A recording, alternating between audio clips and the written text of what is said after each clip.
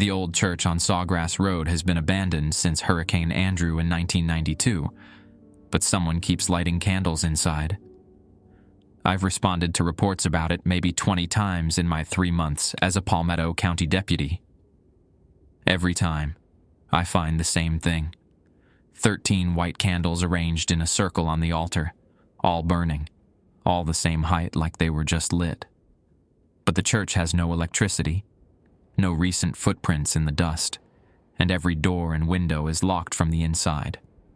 The locals won't even drive past it after sunset. They take the long way around, adding 20 minutes to their commute, and nobody will tell me why. Last Tuesday, I got a call about screaming coming from inside the church. When I arrived, the screaming had stopped, but I could see candlelight flickering through the broken stained glass windows. I sat in my patrol car for 10 minutes, hand on my radio, trying to decide what to do. That's when I saw them, shapes moving past the windows. Lots of them, too many to count. They were swaying back and forth, all together, like they were singing, but I couldn't hear any sound at all. My radio crackled, and Sheriff Morrison's voice came through, tight with something I'd never heard from him before. Fear. Deputy Santos, you need to leave that location right now. Do not go inside. Do not approach the building. Just drive away. I wanted to ask why, but his next words froze me solid. If they come outside, don't look at their faces. My name's Miguel Santos. I transferred here from Miami-Dade 3 months back, thinking rural Palmetto County would be an easy gig. Drunk drivers, domestic disputes, maybe the occasional meth lab out in the cypress swamps. Nobody mentioned that half this county operates under rules that don't make sense, rules that everyone follows without question. The church sits about 15 miles south of Clewiston, right where Sawgrass Road turns to dirt and the cell signal dies. It's a small white building with a tin roof, surrounded by palmetto scrub and live oaks draped in Spanish moss. There's a cemetery out back with headstones dating to 1887. During the day, it looks sad and forgotten. At night, it looks like something else entirely. I should have driven away that Tuesday night. Should have listened to Morrison. But I'm from Miami. I grew up dealing with gang violence and cartel threats. I didn't believe in ghost stories. The shapes in the windows stopped moving. For maybe 30 seconds, everything went still. Then, one by one, the candles went out. Not like someone blew them out. They just stopped being lit. The church went dark, and my patrol car's headlights were the only source of illumination on that empty road. That's when my driver's side door handle clicked. Someone was trying to open it from the outside. I hit the locks. All 4 doors clicked shut at once. My hand went to my service weapon, but I didn't draw it. Through the window, I saw nothing. No one standing there. No movement in the palmetto scrub. Just Spanish moss hanging like curtains from the live oaks, swaying in a breeze I couldn't feel inside the car. The door handle clicked again. Harder this time. Someone was really pulling on it. I grabbed my flashlight and swept the beam across the area. Empty. The light caught something on the church steps. A woman in a floral Sunday dress, the kind my grandmother used to wear. She stood perfectly still, facing me. Her head was tilted down, like she was reading something on the ground. "Ma'am?" My voice sounded thin through the closed window. "This is Deputy Santos with Palmetto County Sheriff's Department. You need to identify yourself." She didn't move, didn't acknowledge me at all. The door handle clicked a 3rd time and I realized something. The woman on the steps was at least 40 feet away. Whoever was trying to get into my car was right next to me, but I couldn't see them. My radio hissed Steig. Morrison's voice cut through. "Santos, answer me right now. Are you still at the church?" "Yes, sir." "There's a woman on the..." "Don't finish that sentence. Listen carefully. Are your doors locked?" "Yes." "Good. Start your engine. Put it in reverse. Do not look at your side mirrors. Do not check your blind spots. Just back straight up for exactly 100 yards, then turn around and drive to the station. Do you understand?" The woman on the church steps raised her head. I still couldn't see her face. It was hidden in shadow somehow, even with my flashlight pointed directly at her. "Sheriff, I need to know what's happening here." "I'll explain at the station. Right now, you need to move. They can't follow you past the Cattail Marsh. You've got maybe 2 minutes before they start trying harder to get in." The door handle clicked again, then the passenger door handle, then the back doors, all at once. Click, click, click.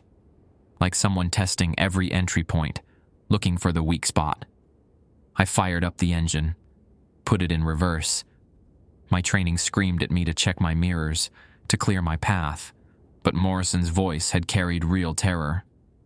In 3 months, I'd never heard him sound like that. I backed up, keeping my eyes on the road ahead through the windshield. The woman on the steps didn't move, but I could see others now. 6, 9, maybe a dozen people, all in their Sunday clothes, all standing between the church and the cemetery. None of them moving. All of them with their heads tilted down. Something thumped against my trunk. Heavy, like a body hitting the metal. "Keep going," Morrison said through the radio. "Don't stop. Don't look back." My speedometer hit 15 miles per hour in reverse. Too fast for safety, but I kept my foot on the gas. The road curved slightly, and I felt the back tower catch the soft shoulder. Palmetto fronds scraped against the passenger side. Another thump, this one on the roof directly above my head. The metal bent inward slightly. I could see the depression forming in the headliner. "Sheriff, keep going." I counted the seconds. 30, 40, 50. The church disappeared around the curve behind me. At 60 seconds, I saw the cattail marsh Morrison had mentioned, a thick stand of reeds and brackish water that cut across the landscape. The moment my back bumper crossed the marsh line, everything stopped. The thumping ceased. The door handles quit clicking. The dent in my roof stayed there, but nothing pressed down anymore. My radio crackled with normal static again. I stopped the car, breathing hard. My hands were shaking.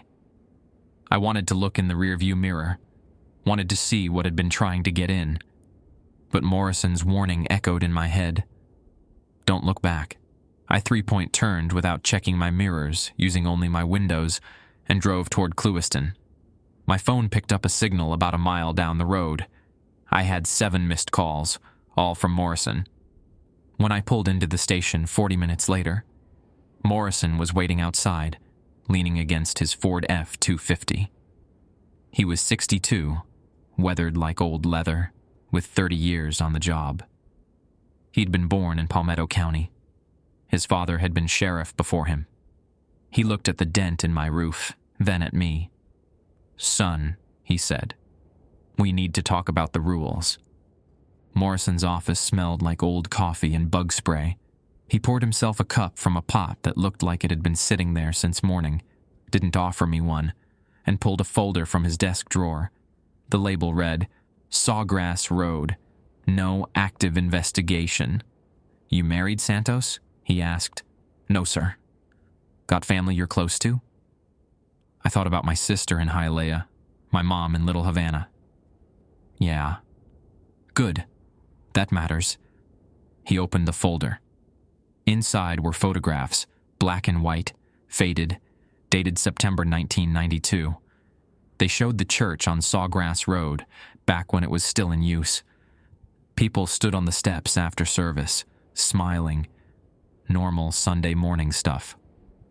"First Baptist Church of Palmetto Grove," Morrison said. "Small congregation. Maybe 50 people on a good week. Farm families mostly. Cattle ranchers, Orange Grove workers. My uncle was the deacon there." He pulled out another photo. Hurricane damage.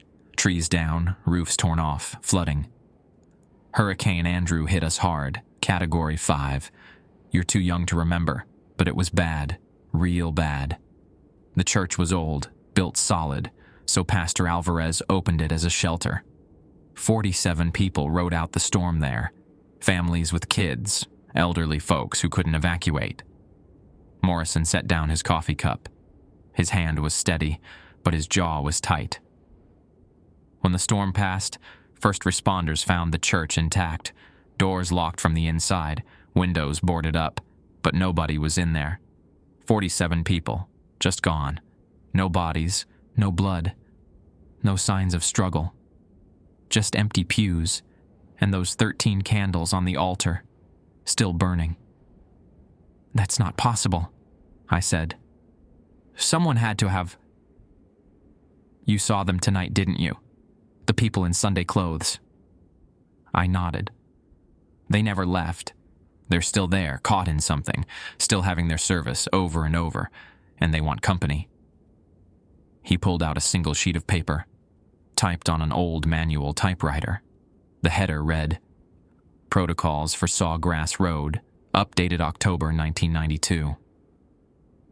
"We don't have many rules in this county," Morrison said, "but the ones we do have, you follow. You understand? Not guidelines, not suggestions. Rules."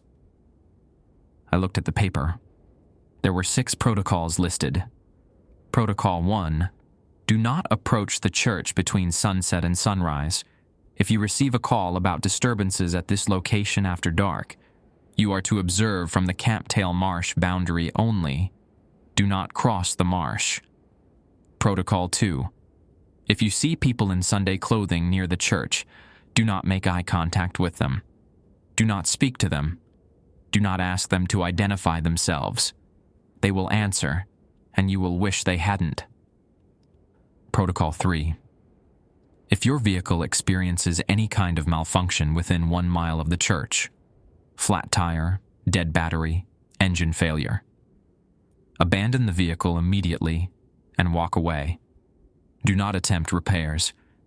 The county will retrieve it during daylight hours. Protocol 4. If you hear singing, do not try to locate the source. If you hear your name being called, do not respond. If you hear a voice that sounds like someone you know, it isn't. Protocol 5. The church doors are locked. They will always be locked. If you find them open, do not enter under any circumstances. Radio for backup and wait at the marsh boundary.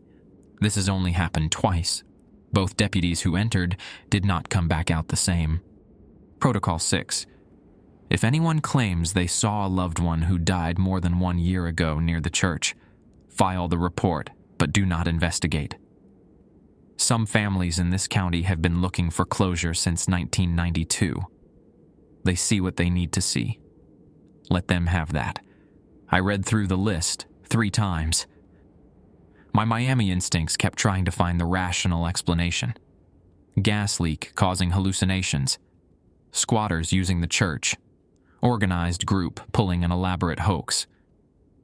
"What happened to the 2 deputies who went inside?" I asked. Morrison's face went gray. "Danny Ortiz went in during the day in 1994.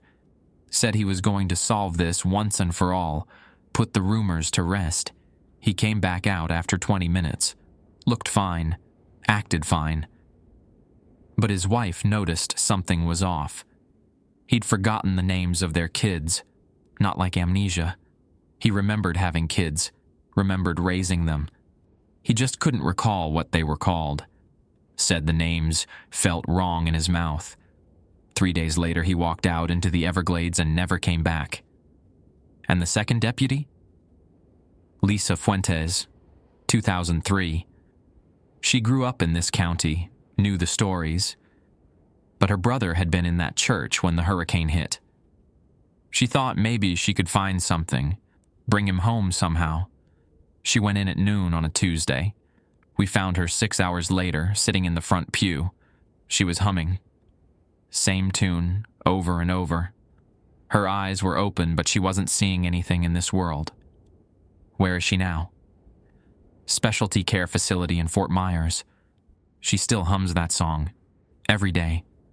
for 20 years. Morrison closed the folder. The tune changes depending on who's listening. Everyone hears something different. But it stays with you, gets in your head. I thought about the shapes I'd seen swaying in the windows, their synchronized movements. What do you think happened during the hurricane?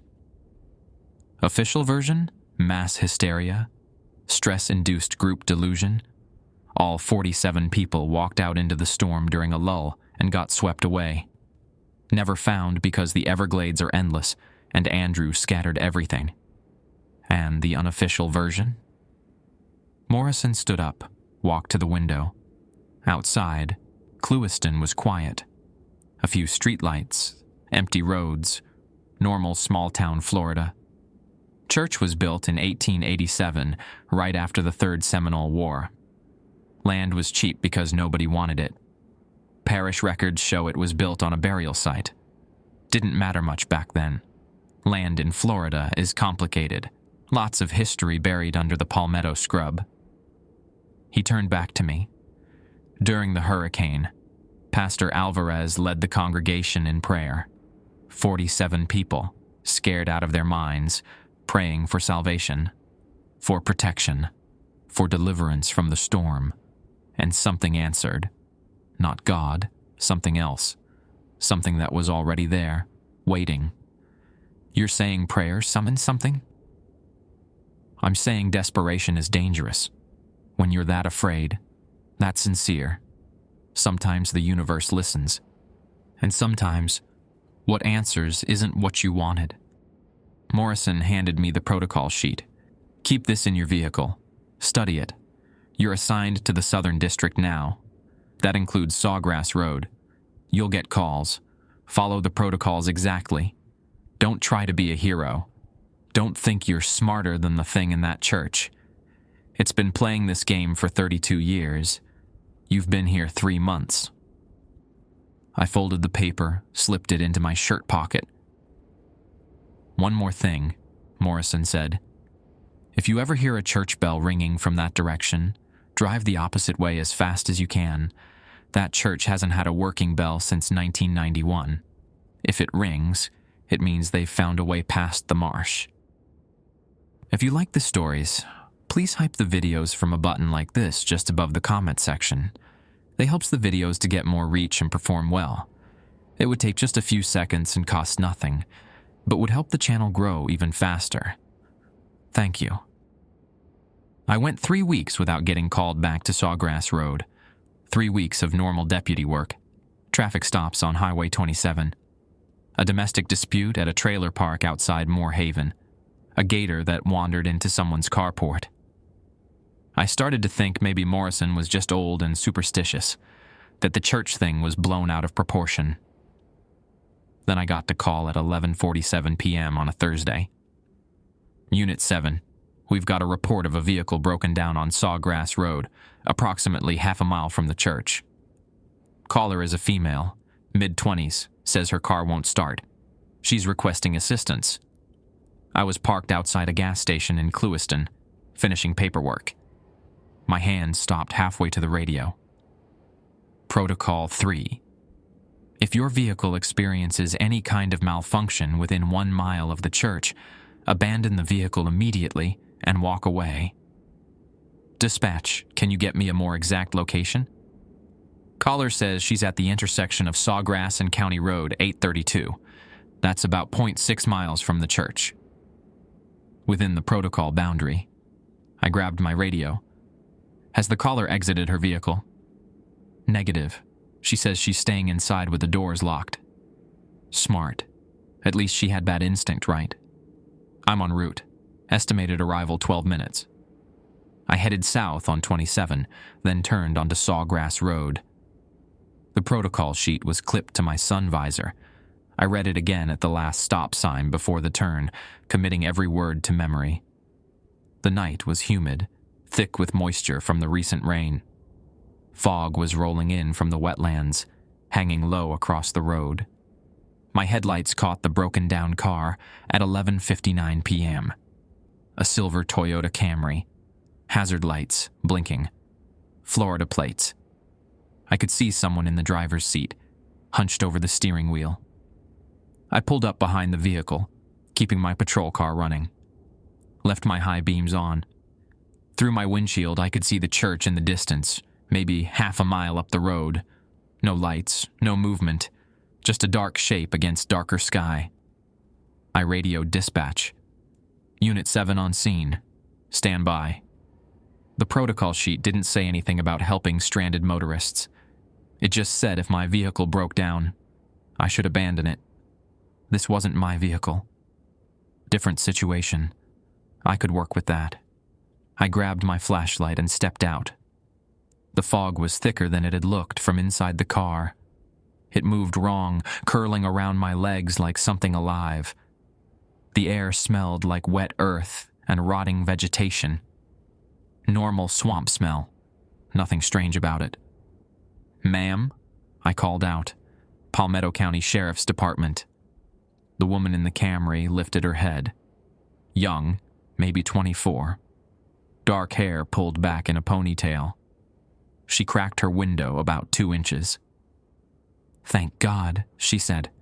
"My car just died. Everything. The engine, the radio, the lights.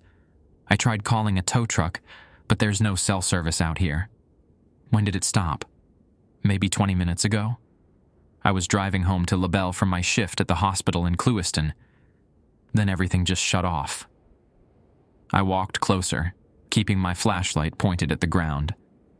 Don't make eye contact with anyone in Sunday clothing. The woman was wearing scrubs. Hospital badge clipped to her chest. Everything looked normal. "Pop your hood," I said. "Let me take a look." She pulled the release. I lifted the hood and shined my light across the engine. Everything appeared fine. No obvious leaks, no disconnected wires. The battery terminals were clean and tight. "Try starting it again," I called out. She turned the key. Nothing, not even a click from the starter. I walked back to my patrol car, keeping the Camry between me and the church. My radio crackled with static. I tried calling dispatch, but got only white noise in response. My phone showed no signal. That's when I noticed something. The fog had gotten thicker, a lot thicker. I could barely see the Camry now, even though I was standing maybe 15 feet away from it, and the fog only surrounded us. Looking back toward Clewiston, the air was clear.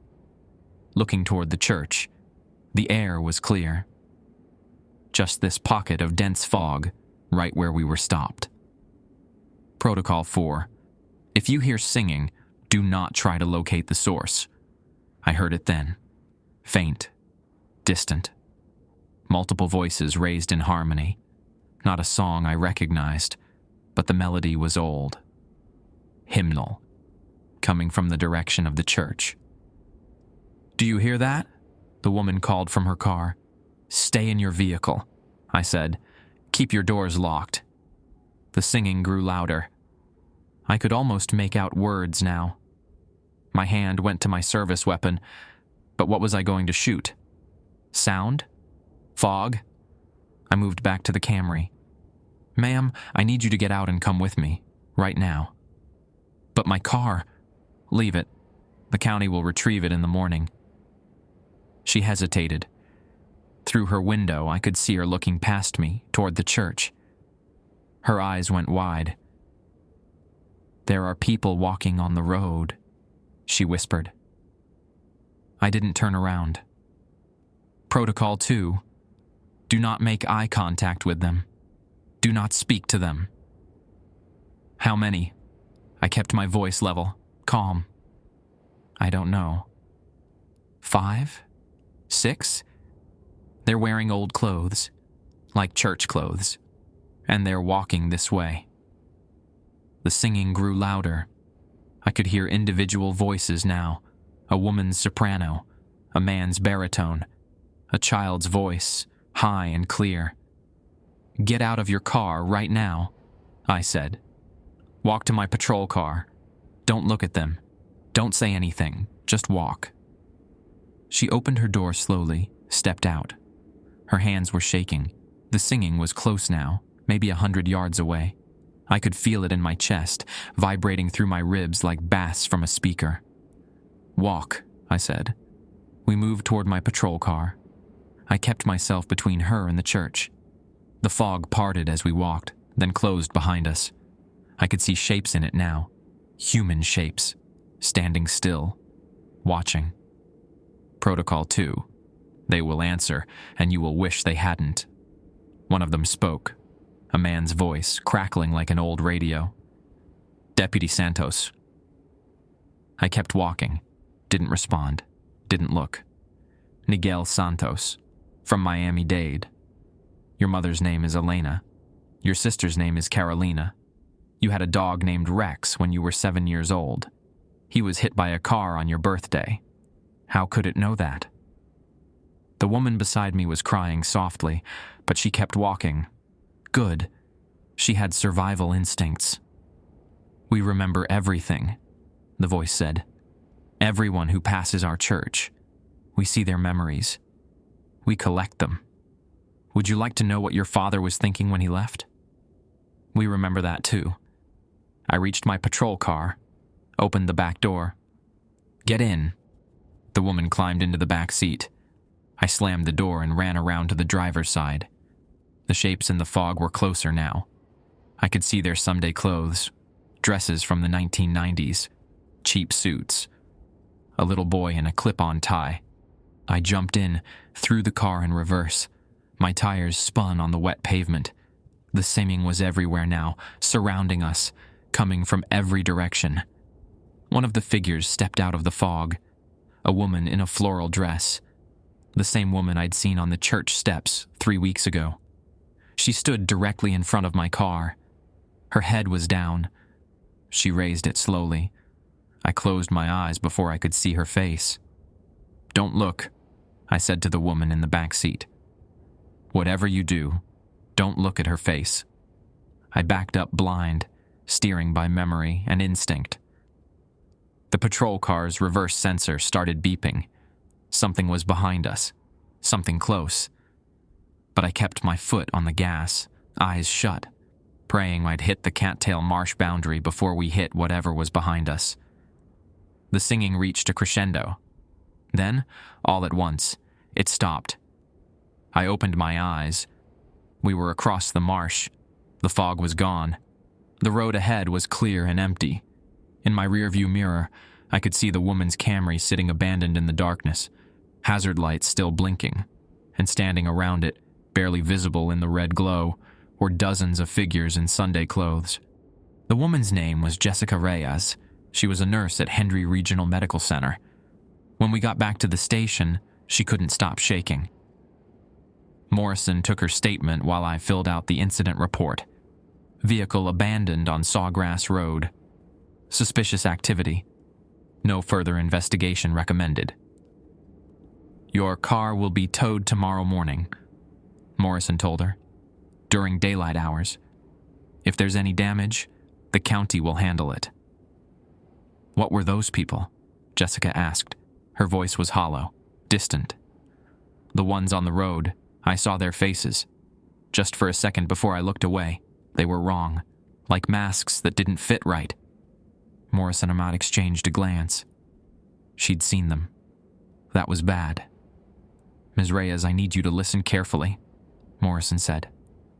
"Over the next few days, you might experience some intrusive thoughts, memories that feel wrong or don't belong to you, images you can't explain. This is normal after what you've been through." "What do you mean normal? Nothing about this is normal." "You're going to want to go back," I said. The words came out before I could stop them, but I knew they were true. "You're going to think about them, wonder about them, feel drawn to that road. Don't go back. Not ever." She looked at me like I was crazy.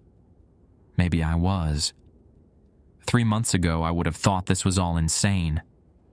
Now I was sitting here talking about supernatural congregations like it was a weather report. Morrison drove Jessica home to LaBelle. I stayed at the station, working on paperwork that wouldn't go anywhere. Around 2:30 a.m., I walked outside for air. The night was quiet. A few bugs around the streetlight. Normal Florida darkness. My phone rang. Unknown number. I answered without thinking. Deputy Santos. Silence. Then singing. That same hymn from the road. Multiple voices in harmony. I hung up immediately. My hands were shaking. I checked the call log. No number listed. The call had lasted 3 seconds. Protocol 4. If you hear your name being called, do not respond. If you hear a voice that sounds like someone you know, it isn't. The phone rang again. Same unknown number. I didn't answer. It rang 5 more times over the next 10 minutes, then stopped. I didn't sleep that night. The next morning, Morrison pulled me aside before shift change. He looked exhausted, like he hadn't slept either. "We've got a problem," he said. "Teresa Alvarez called me this morning. She's planning to visit the church today." The name meant something, but I couldn't place it. "Who's Teresa Alvarez?" "Pastor Alvarez's daughter. She was 16 when the hurricane hit. Stayed with relatives in Tampa that weekend. Her whole family was in that church. Father, mother, 2 younger brothers. She's been coming back every year on the anniversary, trying to find closure." "When's the anniversary?" "Tomorrow, September 22nd. 32 years since Hurricane Andrew made landfall." Morrison rubbed his face. "Usually she just visits the cemetery, leaves flowers, says a prayer. But this year she told me she's going inside the church, says she's tired of being afraid, tired of not knowing what happened. Can't you stop her?" "On what grounds? It's not illegal to visit an abandoned church, and she owns the property. Pastor's will left it to her. She has every right to go inside." "Even if it kills her?" Morrison was quiet for a long moment. "I can't force her to follow protocols she doesn't believe in. Best I can do is be there when she goes in, bear witness, maybe talk her out of it." "I'll come with you." "No, you're too new to this. Don't need 2 deputies getting compromised." But I showed up anyway. Noon the next day, I drove out to Sawgrass Road. Morrison was already there, parked at the Camptail Marsh boundary. Another car sat next to his, a white Ford Fusion with Hillsborough County plates. Teresa Alvarez stood on the church steps. She was in her late 40s, gray streaking her dark hair. She wore jeans and a University of South Florida t-shirt. In her hands, she held a bouquet of white lilies. "Ms. Alvarez," Morrison called out, "I'm asking you one more time. Don't do this." "I need to see, Sheriff. I've spent 32 years wondering. 32 years with no answers, no bodies to bury, no closure, just stories and rumors and fear." She turned to face us. "My brothers were 8 and 10 years old. They were terrified of hurricanes. My mother would have held them the whole time, singing to keep them calm. I need to know if they suffered. I need to know if they're still in there somehow. If you go in that church, you won't come back out the same," Morrison said. "I've seen it happen. Twice. I don't care anymore. I'm tired of being haunted by what might have happened. I'd rather know the truth." She walked up the steps. The church door was closed. She tried the handle. It opened. Morrison went rigid. "Teresa, stop. That door is never open. Never." Protocol 5. If you find them open, do not enter under any circumstances. But Teresa Alvarez didn't know the protocols, didn't believe in them.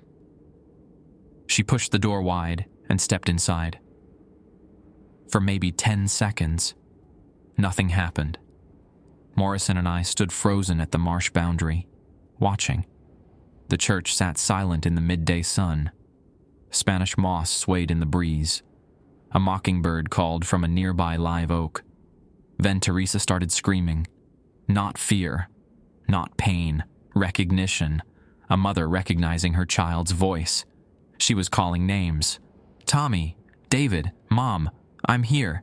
I found you." Morrison started forward. I grabbed his arm. "The protocol says—" "Damn the protocols." He shook me off and ran toward the church. I followed. Every instinct told me to stop, to turn back, but I couldn't let him go alone. We crossed the marsh boundary. The temperature dropped 10 degrees in an instant. The air felt thick, resistant, like moving through water. We reached the church steps. Through the open door, I could see the interior. 13 candles burning on the altar, all the same height. Pews arranged in neat rows, and standing in the center aisle, Teresa Alvarez. She wasn't alone. Around her stood dozens of people in Sunday clothes, men in suits, women in dresses, children in their church best. They were singing that same hymn. Teresa was singing with them, tears streaming down her face. She looked happy. One of the figures turned toward us. A man in his 50s, wearing a pastor's collar. His face was familiar. I'd seen it in the photo Morrison showed me. Pastor Alvarez. "Sheriff Morrison," the pastor said. His voice was wrong. Too many tones layered together, like a whole congregation speaking in unison. "Thank you for bringing my daughter home. We've been waiting for her." Morrison pulled his service weapon. "Let her go." "She came willingly. She heard our call. Just as you will, eventually. Just as everyone in Palmetto County will. We're patient. We've been patient for 32 years. We can wait another 32. Another 100. Time means nothing to us anymore." Teresa turned. She was still crying, but smiling. "They're all here, Sheriff. Everyone who was lost. They're not gone. They're just waiting. Waiting for the rest of us to join them. It's not scary. It's beautiful, like coming home." "Teresa," Morrison's voice cracked. "That's not your family. Those things are wearing their faces, but it's not them." "How would you know? You're out there. We're in here. In here, we're all together. Forever. No more pain. No more fear. No more loss. Just us. Just the congregation. Growing stronger with every person who joins." The figures in Sunday clothes started moving toward the door. Toward us. Morrison fired 3 shots into the air.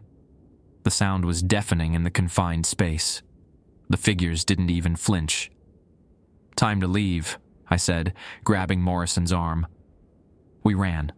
Behind us, I could hear them singing. Dozens of voices, then hundreds. The sound chased us across the yard, across the road, all the way to the marsh boundary. The moment we crossed it, the singing stopped. I looked back. Teresa Alvarez stood in the church doorway, surrounded by the congregation. She waved at us, smiling. Then she turned and walked back inside. The door swung shut behind her. It was locked again. It would always be locked again. Morrison didn't speak during the drive back to Clewiston. He gripped the steering wheel so tight his knuckles went white. I sat in the passenger seat, watching the palmetto scrub blur past the window, trying to process what we'd just witnessed. Teresa Alvarez had walked into that church of her own free will, had joined them, smiled while doing it. "We should have stopped her," I finally said. "How?" Morrison's voice was flat, dead. "Tackled her on the steps. Arrested her for visiting her own property. She had to make that choice herself, and she did. But those things in there, they manipulated her, used her family's faces to—" "Doesn't matter. Free will is free will, even when it's based on lies." He pulled into the station parking lot, killed the engine. "I've got to call her relatives in Tampa. Tell them she's missing. File a report that won't go anywhere because I can't tell anyone the truth about what happened." He got out of the car and walked inside without another word. I sat there for a while, letting the afternoon heat build up in the cab. My phone buzzed. Text message from my sister in Hialeah. Mom wants to know when you're visiting. She misses you. I thought about the voice on that road, the one that knew about Rex, my childhood dog, about my father leaving. How many of my memories had they collected? How much did they know about my family? I texted back, "Soon. Tell her I love her." That night I drove past the church, didn't stop, didn't slow down, just wanted to see it from a distance. The building sat dark against the evening sky. No lights, no movement, but I could feel it watching me, feel it remembering. My phone rang. Unknown number. I didn't answer. It rang 17 times between midnight and dawn. I unplugged it and tried to sleep. When I finally dozed off around 5 a.m., I dreamed of singing. Woke up with the melody stuck in my head. Couldn't remember the words, but the tune was clear. Haunting. Beautiful in a way that made my chest ache. 3 days passed. I avoided Sawgrass Road, took the long routes on my patrols, even when it added an hour to my shift. Other deputies noticed but didn't comment. They all did the same thing. On the 4th day, Jessica Reyes called the station, asked to speak to me specifically. "Deputy Santos, I need to ask you something." Her voice sounded strange, distant. "Do you ever think about going back?" "Back where?" "To the church. I keep thinking about it. Those people on the road, the singing. I know I should be terrified, but I'm not. I want to go back. I want to understand what I saw." Protocol 6. Some families in this county have been looking for closure since 1992. They see what they need to see. Ms. Reyes, you need to listen to me very carefully. Those thoughts aren't yours. They're putting them in your head. You need to fight them. How do you know they're not mine? Maybe I've always wondered about things like this. Maybe seeing them opened something in me. Because I'm having them too, I admitted. The wanting to go back, the curiosity. It's not natural. It's them calling us. She was quiet for a long moment. "What do we do?" "Stay away from Sawgrass Road. Don't drive past it. Don't think about it if you can help it. And if you start hearing singing, turn on music. Loud. Drown it out." I hear it when I'm trying to sleep. Me too. "Deputy Santos, what if we can't fight it?" I didn't have an answer for that. The next call came 2 nights later. Dispatch, frantic. "Unit 7, we need you at the intersection of Sawgrass and Highway 27. Multiple reports of people walking on the road. At least a dozen. They're blocking traffic." I grabbed my radio. "What's their direction of travel?" "Toward the church. All of them are walking toward the church." I drove faster than I should have. The intersection was chaos when I arrived. 6 cars pulled over on the shoulder, drivers standing beside their vehicles watching, and walking down the center of Sawgrass Road, a group of people, maybe 15, all ages, all dressed in normal clothes, not Sunday wear. They walked in silence, faces blank, heading south toward the church. I recognized one of them, Jessica Reyes, still in her hospital scrubs, walking with the others like a sleepwalker. I pulled across the road, blocking their path, got out with my flashlight. "Everyone stop right there. This is the Palmetto County Sheriff's Department." They kept walking, didn't acknowledge me at all. Jessica's eyes were open but unfocused. The others looked the same, awake but not present, moving with purpose toward something only they could sense. Protocol 4. If you hear your name being called, do not respond. But they weren't calling names. They were being called. I radioed for backup. Morrison arrived within 10 minutes, followed by 3 other deputies. We formed a line across the road, trying to redirect them. They walked around us. When we physically blocked them, they stopped and waited. Patient. calm. When we moved, they started walking again. "We can't arrest them," Morrison said. "They're not breaking any laws, just walking on a public road." "They're being compelled," I said. "Look at their faces. They're not making this choice." "Can you prove that in court?" One of the bystanders approached us, an older man in a fishing vest. "Sheriff, my wife is in that group. Elena Cruz. She got out of bed an hour ago and started walking. Wouldn't talk to me, wouldn't stop. I followed her in my truck, called you folks when I realized where she was heading." Morrison looked at the group. They'd moved past us now, continuing south. We could follow them or stop them by force. Neither option felt right. "How many people live within 10 miles of this church?" I asked. Morrison's face went pale. "Maybe 200. And if they all start walking?" We followed the group in our patrol cars, lights flashing but no sirens. Other vehicles joined us. Family members of the walkers, people filming on their phones. The whole procession moved slowly down Sawgrass Road in the darkness. Half a mile from the church, the walkers stopped. All at once. They stood in the middle of the road, swaying slightly. The cattail marsh was ahead. They couldn't cross it. The boundary held them back. Then they started singing. That hymn, the one from my dreams. Jessica's voice blended with the others. Perfect harmony. No words, just melody. And it was beautiful. That was the worst part. It wasn't scary or discordant. It was achingly beautiful. Made you want to join in. Made you want to understand what they were feeling. "Cover your ears," Morrison said. He had his hands pressed tight against his head. "Don't listen to it." But it was too late.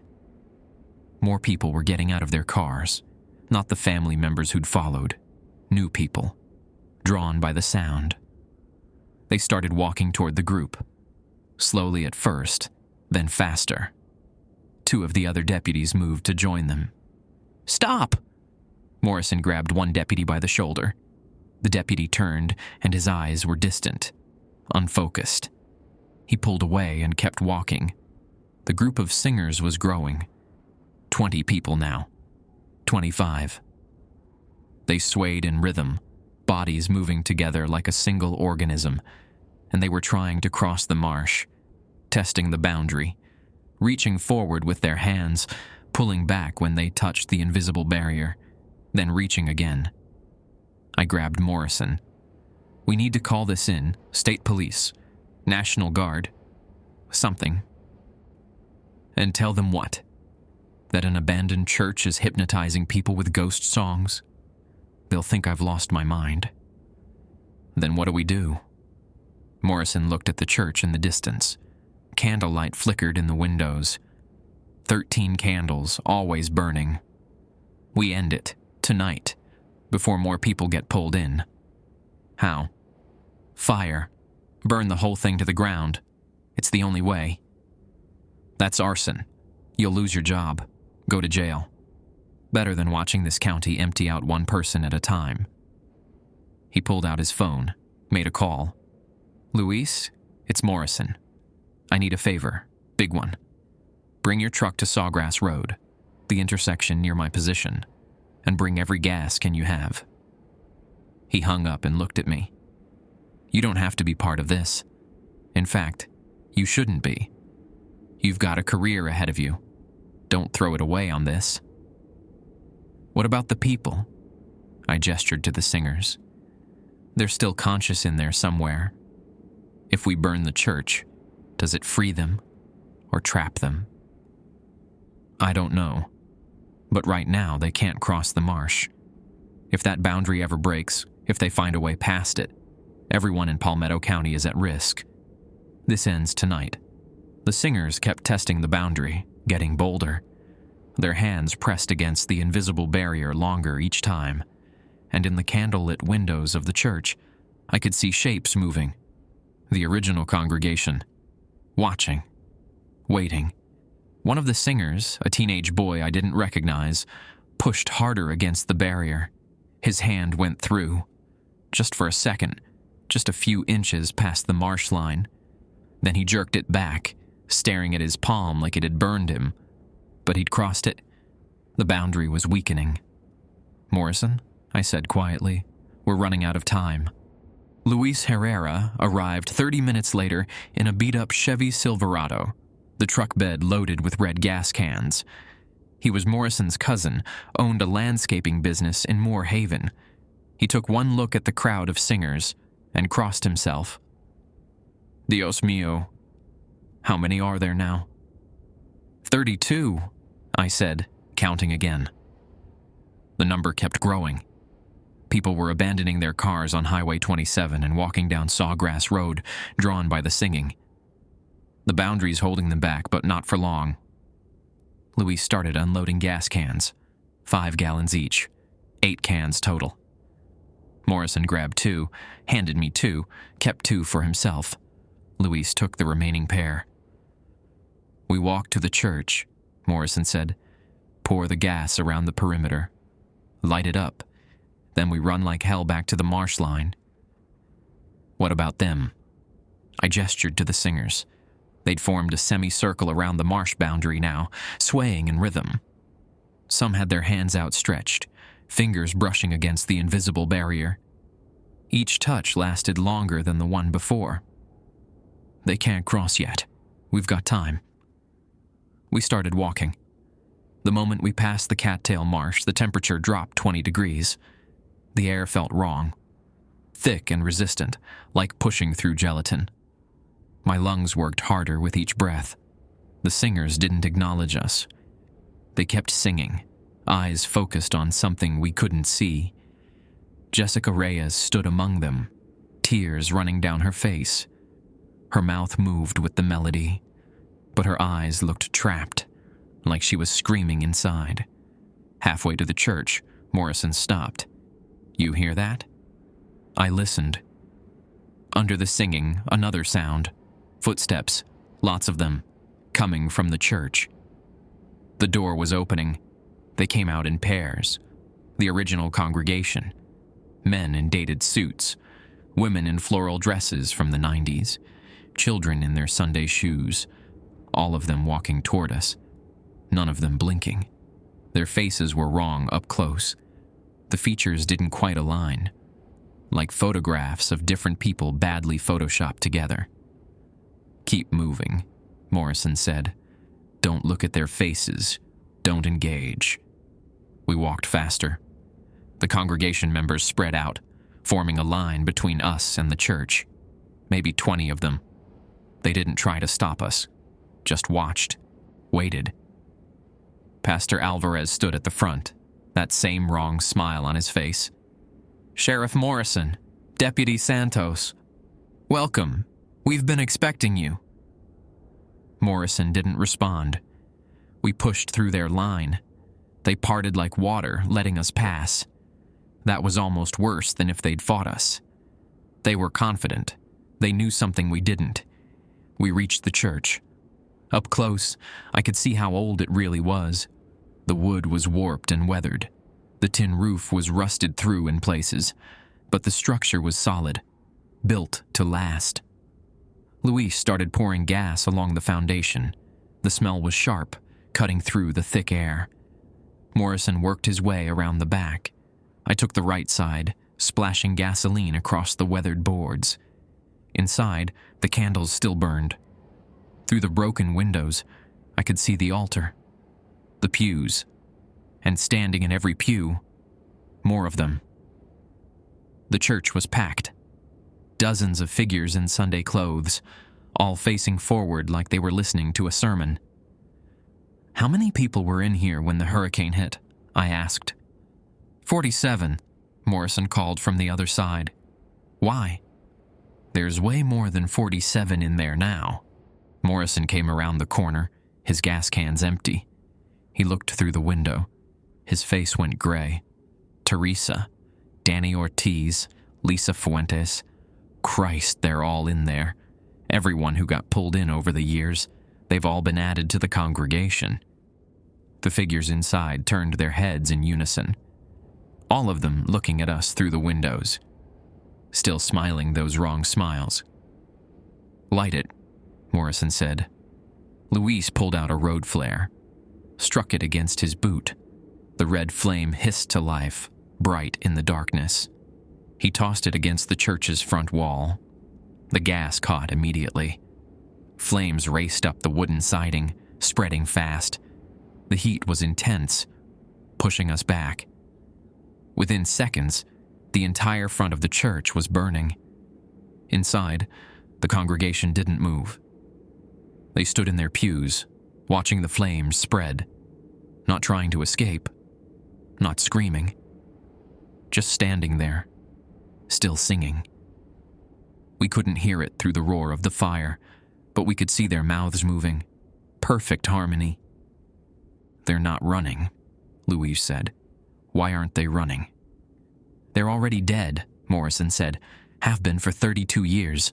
This is just burning what's left." The roof caught. Tin buckled and twisted in the heat. The windows shattered from the temperature change. Glass rained down on the grass. Smoke poured into the night sky, thick and black. And still they sang. Then I heard it. Not from the church, from behind us.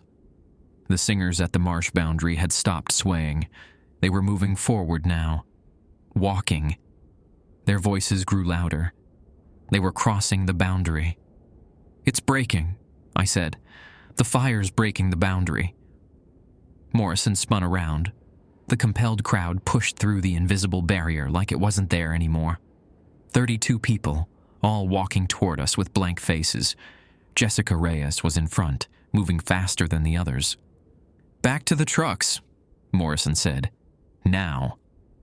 We ran. The church was fully engulfed behind us, flames shooting 40 feet into the air. But ahead of us, the crowd kept coming. They'd spread out, forming a line across Sawgrass Road, blocking our escape route. "Split up," Morrison ordered. "Circle around them. Meet at the vehicles." I broke left, running through the palmetto scrub. The undergrowth tore at my pants. Saw a palmetto fronds cut my arms. Behind me, I could hear footsteps. Multiple people, running faster than they should be able to. I glanced back. 5 of them were chasing me. Jessica was one of them. Her face was still blank, but her body moved with terrible speed, not human speed. I pushed harder, legs burning. My boot caught on a root, and I went down, hitting the ground hard. The air rushed out of my lungs. I rolled onto my back just as Jessica reached me. She stood over me, looking down. Her eyes were still distant, but tears continued to stream down her face. Her mouth moved, forming words I couldn't hear over my own panicked breathing. "Please," I managed. "Fight it. You're still in there." Her hand reached toward my face. I tried to roll away, but the others had caught up. They surrounded me. Hands grabbed my arms, my legs, lifting me, carrying me, back toward the church. The building was collapsing. The walls had given way, the roof fallen in. But the altar still stood, flames dancing around it. And on that altar, the 13 candles still burned. Untouched by the fire, they carried me to the church steps. Set me down but didn't release me. The grip on my arms was iron. I struggled, but there were too many of them. Pastor Alvarez emerged from the burning ruins. His clothes were on fire, but he didn't seem to notice. He walked down the steps toward me, that smile stretching wider. "Deputy Santos, we tried to invite you properly, but you wouldn't listen, so we'll have you anyway. The congregation is always welcoming new members." A gunshot rang out, then another. Morrison firing from behind cover. The bullets hit Pastor Alvarez in the chest. He stumbled back but didn't fall. Didn't bleed. Just looked down at the holes in his suit jacket with mild interest. "You can't kill us, Sheriff. We're already past that. Past death. Past time. We're what comes after. And soon, You'll be too. More gunshots. Morrison was trying to shoot the people holding me, but they didn't react to being hit. The crowd of singers had turned toward him now, advancing. He was backing up, still firing, but there were too many. Luis appeared from the other direction, his truck roaring across the grass. He swung wide, headlights illuminating the scene. Then he aimed straight for the church steps. The people holding me scattered. I rolled away, scrambling to my feet. Luis hit the brakes right beside me. "Get in!" I jumped into the truck bed. Morrison ran toward us, the crowd close behind. He dove into the passenger seat. Luis floored it, tires spinning in the soft earth before catching traction. We raced away from the burning church. Behind us, the congregation members stopped chasing. They stood in a line, watching us go. Then they turned back to the flames and walked into them. One by one, they entered the burning building, the compelled crowd from the road, the original congregation, all of them walking into the fire without hesitation. Their bodies burned, but their voices continued, singing that same hymn, getting louder, even as the flames consumed them. I watched through the truck's back window as the church collapsed completely. The candles went out, all 13 at once. The singing stopped. For the first time in 32 years, the church on Sawgrass Road went silent. We drove until we hit Highway 27, then pulled over at a closed gas station. Morrison got out and vomited in the parking lot. Luis sat in the truck cab, hands still gripping the steering wheel, staring straight ahead. I stayed in the truck bed, watching the glow on the horizon. The fire was visible for miles. My phone buzzed. "Dispatch." I didn't answer. 20 minutes later, fire trucks screamed past us heading south. Then an ambulance. Then more patrol cars. The whole county was responding to the blaze. Morrison wiped his mouth and got back in the truck. "We need to go back, see if anyone survived." "Survived," Luis said. They walked into the fire. We watched them do it. The people from the road, the ones who were compelled, they might have snapped out of it when the building collapsed. We have to check. We drove back. The scene was controlled chaos. Fire trucks surrounded the smoldering ruins. Firefighters sprayed water on the remains, but there wasn't much left. Just a blackened foundation and ash. Paramedics had set up a triage area on the side of the road. I counted 26 people sitting on the ground, wrapped in shock blankets. Alive. Confused, but alive. Jessica Reyes was among them. Her scrubs were torn and dirty, her face streaked with soot, but she was breathing. I walked over. She looked up at me with clear eyes, present, actually seeing me this time. "Deputy Santos." Her voice was hoarse from smoke. "What happened?" I remember leaving work, driving toward LaBelle, and then nothing. Just that song, and walking. I couldn't stop walking. "You're safe now," I said. "The church is gone." I can't remember any of it, just the singing. God, that singing. It's still in my head. Morrison was talking to the fire chief, explaining nothing. Abandoned church, old structure. Probably electrical fire despite having no electricity. The chief wasn't buying it, but what could he prove? The building had been scheduled for demolition anyway. Now the county wouldn't have to pay for it. I walked through the ashes when the firefighters gave clearance. The foundation was still hot, radiating heat through my boots. Nothing remained of the pews. The altar was a blackened heap. And everywhere, scattered through the debris, were bones. Old bones. Not from tonight. From decades ago. From 1992. The fire had finally given the congregation what they'd been denied for 32 years. Release. An end. But mixed with those old bones were fragments of something else. Metal. I knelt down, pulled a piece from the ash. Part of a bell. the church bell. It had fallen when the roof collapsed and shattered into dozens of pieces. Morrison appeared beside me. "The hell are you doing?" "This is a crime scene." "Not a crime scene. An accident. You said so yourself." I picked up another fragment. The metal was still warm. "This bell. It's been here since 1887. Rang every Sunday for over 100 years. So it was here for everything. The Seminole Wars, the original burials. Every prayer, every sermon, every moment of this church's history. It absorbed all of it." Morrison crouched down, examining the fragments. "You think the bell was part of it? Part of what kept them trapped?" "I don't know. But I know it's the only piece left that matters." I started gathering fragments, loading them into evidence bags from my belt. "Help me collect these. All of them." We spent 2 hours sifting through the ash, found maybe 40 pounds of bell fragments in total.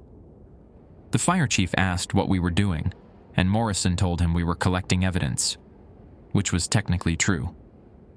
By dawn, the compelled people had all been taken to hospitals for evaluation. Physical injuries were minor. Psychological impact remained to be seen. Jessica had asked me 3 times what happened, and each time I gave her the same non-answer. Sometimes not knowing is better. I drove home as the sun rose, the bags of bell fragments in my passenger seat, took a shower that turned the water black with soot and ash, lay in bed but couldn't sleep. Every time I closed my eyes, I heard singing. 3 days later, I went to the Palmetto County Historical Society, an old building in downtown Clewiston, run by volunteers who cared more about preserving the past than I'd ever understood. Until now. "I need records on the First Baptist Church on Sawgrass Road," I told the woman at the desk. She was in her 70s, white hair pinned back, reading glasses on a chain around her neck. "That church burned down," she said. "Saw it on the news. Terrible shame. Historic building." "I know. I was there. I need to see the parish records. Original construction documents. Anything from the 1880s. She looked at me for a long moment, then nodded. "Follow me." The archive room smelled like old paper and mothballs. She pulled 3 boxes from a shelf, set them on a reading table. "These are what survived." Not much, I'm afraid. Most records were kept at the church itself. I spent 4 hours reading through faded documents, construction permits, donation records, letters between church leaders. And finally, buried in a box of miscellaneous papers, I found it. A handwritten note dated March 1887 from Pastor William Garrett to the diocese in Tampa. "Construction proceeds despite local objections. The Seminole have warned us the land is wrong. They say 127 warriors are buried here, killed during the battles of 1856. They say the ground remembers. They say we should build elsewhere. But the land was purchased fairly, and we shall proceed. God's house can be built anywhere, on any ground. The past is past. 127 warriors, all buried in unmarked graves. The church built directly on top of them." I thought about Pastor Alvarez leading his congregation in desperate prayer during Hurricane Andrew. 47 people, terrified, begging for salvation. And something that had been waiting underground for 131 years had finally answered, but not God. I took photos of the document with my phone, returned the boxes, thanked the archivist. Then I drove to a metal foundry in Fort Myers. The owner's name was Marcus Webb. He listened to my request without interrupting, then looked at the bags of bell fragments. "You want me to melt these down and recast them as 47 individual memorial markers?" "Yes, small ones, maybe 6 inches tall, simple design, just a cross in space for a name and date." "What's this for?" "Closure. For families who never got any." He was quiet for a moment, turning over one of the larger fragments in his hands. "This is from that church fire, isn't it? The one on Sawgrass Road." "Yes. My grandmother was supposed to be there that day. September 1992. She was part of that congregation, but she stayed home with the flu.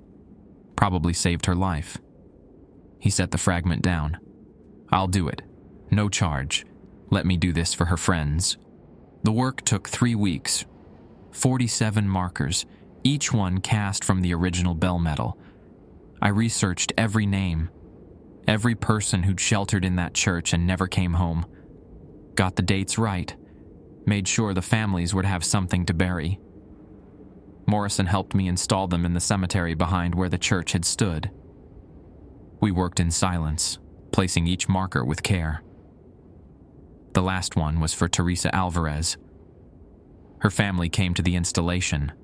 Her aunt from Tampa stood there crying, touching the metal like it was Teresa herself. "Thank you," she whispered, "for finally bringing her home." But that night, lying in bed, I heard it. Faint, distant, like wind through Spanish moss. Singing, not the full congregation. Just one voice. A woman's soprano, wordless and pure. It lasted maybe 10 seconds, then faded into silence. I sat up, heart racing, waited, listened. Nothing. The next night, a different voice. A man's baritone, even more distant. Harder to hear. I told Morrison about it 2 weeks later. He admitted he'd been hearing them too, one voice at a time, each one farther away than the last. "What do you think it means?" I asked. He looked out his office window toward the south, toward Sawgrass Road. "I think we gave them permission to leave. The memorial markers. Recognition that they existed, that they mattered, that someone remembered them. And they're going? One at a time. Going wherever they should have gone 32 years ago." He turned back to me. "How many voices have you heard so far?" "I've been counting. 18. I've heard 23. Different ones. They're leaving Santos. Finally leaving." The singing continued for months. Different voices, always distant, always fading. I heard the last one in March, 7 months after the fire. A child's voice, high and clear, singing that same hymn. It lasted 3 notes, then disappeared into silence. After that, nothing. The church ruins stayed empty. Palmetto County demolished what remained of the foundation. The Historical Society added a plaque explaining what had happened in 1992. 47 names listed. 47 people who deserved to be remembered. But I kept the protocols in my patrol car, just in case. Because some nights, when the wind comes from the south, I swear I can still feel it. That pull, that invitation to return to something that isn't there anymore. And I wonder if we really ended it, or if we just gave it time to rest before it wakes up again. Jessica Reyes transferred to a hospital in Orlando, said she needed a fresh start, somewhere that didn't make her think about that night. I don't blame her. Sometimes I think about doing the same thing. Morrison retired last week, 30 years on the job, and that night on Sawgrass Road finally broke something in him. He handed me the folder marked Sawgrass Road, no active investigation, on his last day. Said it was my responsibility now. Said the new sheriff wouldn't understand, but maybe someday I'd need to explain it to another deputy who didn't believe. The protocol stayed in my patrol car. I laminated the sheet so it wouldn't fade, added my own notes in the margins, things I learned that weren't in Morrison's original list. I still drive past the site sometimes. During the day, it looks peaceful. The memorial markers stand in neat rows in the cemetery, grass growing around them. Families visit on Sundays, leave flowers. The county planted new trees where the church used to be. Live oaks, like the ones that were there before. In 20 years, you won't be able to tell anything happened there at all. But at night, I take the long way around. Last Sunday, I was having breakfast at Sonny's BBQ in Clewiston when an older woman approached my table. She had kind eyes and wore a church dress. Her name tag said visitor with a little cross next to it. "You're Deputy Santos," she said, "the one who put up the memorial markers." "Yes, ma'am. My son's name is on one of those markers, David Alvarez. He was 10 years old when the hurricane came. For 32 years, I had no place to visit him, no grave to bring flowers to, just questions and nightmares." She smiled, and I could see tears in her eyes. "Thank you for giving me somewhere to say goodbye." I wanted to tell her the truth, that her son's spirit had been trapped for 3 decades, that he'd walked into fire to finally be free. But what good would that do? She had peace now. Real peace. Sometimes the truth is less important than healing. "You're welcome, ma'am." She patted my hand and left. I still hear the singing sometimes, not every night, not even every week. But when the wind comes from the south, and the humidity is high, and the moon is hidden behind clouds, I hear it. Just a whisper now, a memory of a memory. The protocols saved my life. I know that. But they also taught me something Morrison never put in writing. Sometimes evil doesn't need to be destroyed. Sometimes it just needs to be witnessed, acknowledged, given permission to rest. The Seminole warriors who died in 1856. The 47 congregation members who prayed for salvation in 1992. They're all quiet now, all at peace. The land has forgiven what was built on top of it, I think. Because late at night, when I'm the only unit on patrol in the Southern District, I still feel it. That pull toward Sawgrass Road, that invitation to visit, to understand, to join. And I wonder if burning the church was enough, or if we just taught whatever was there how to be patient, how to wait for the next desperate prayer, the next hurricane, the next 47 people looking for salvation in all the wrong places. The protocols are in my patrol car. The memorial markers stand in the cemetery. And I keep driving the long way around, just in case.